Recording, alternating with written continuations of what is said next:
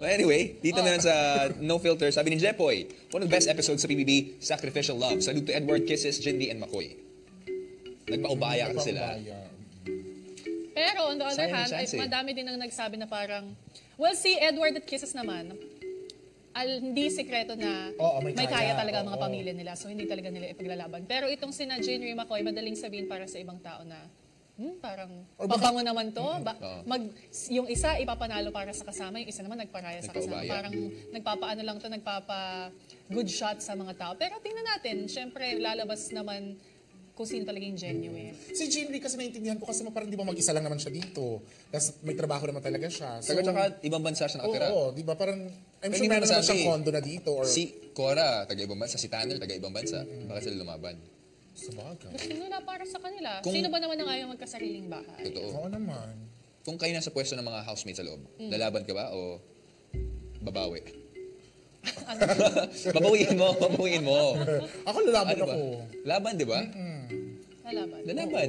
Dream house? Oo naman. Yun nga lang, kung gusto mo talaga ibigay, dapat Ipanalo mo muna para sa sarili mo. Huwag mo nang sabihin, ako antay ko lang, dapat go lahat, pero kung feel mo na deserving yung iba, ibigay mo dun sa karapat-dapat.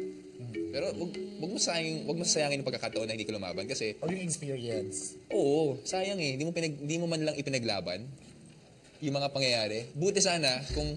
Bakit? Parang nakita ko yung tatlong chin mo gumanon bigla.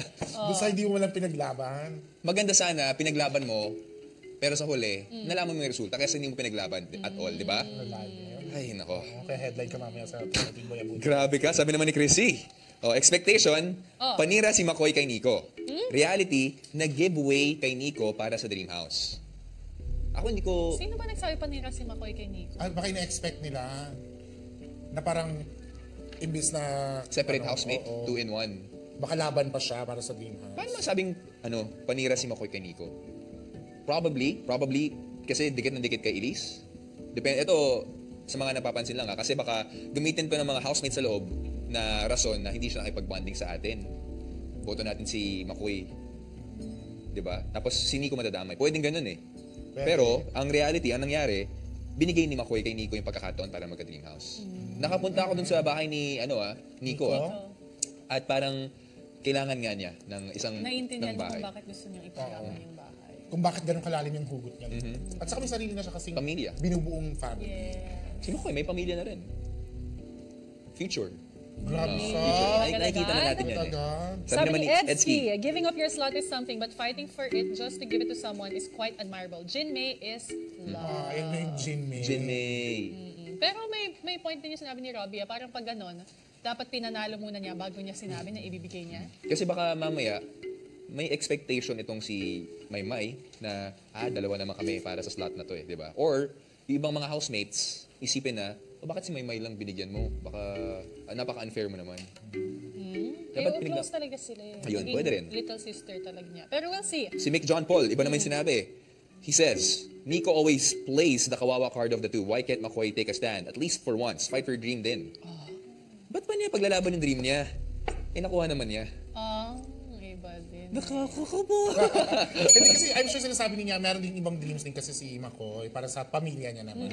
Oo, marami sila magkakapatid. Pero diba? feeling ko tama rin yung ginawa ni Nico sa isang punto. Kasi, ito, totoo to hindi naman to gawa-gawa lamang. Sobrang blessed ni McCoy sa outside world. May commercial siya agad.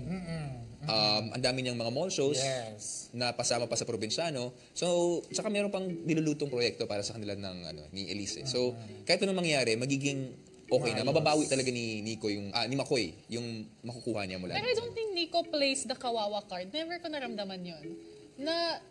Nakikita ko lang na naiiyak siya kapag binibring up yung anak niya. At sino ba namang hindi. Pero I don't think nagpapakawawa siya.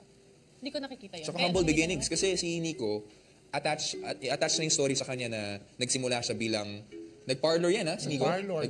Kilala ko yung kung kanino siya nag-assistant na hairstylist. Talagang inakyat niya yung ladder para makuha kung ano yung meron siya ngayon. Kaya nakaka-proud yung tao yun. Sabi naman ni Cesium, that simple touch on my shoulder speaks a lot on the amount of support that Edward is willing to give her. Kainggit. Inggit agad. Inggit. Tuwa yung mga tao sa Yung Mayward. episode natin sa Gold kanina, yung mga Mayward at Maclis. Busog na busog. 5 p.m. pa lang nabusog na sila sa kilig. Ako?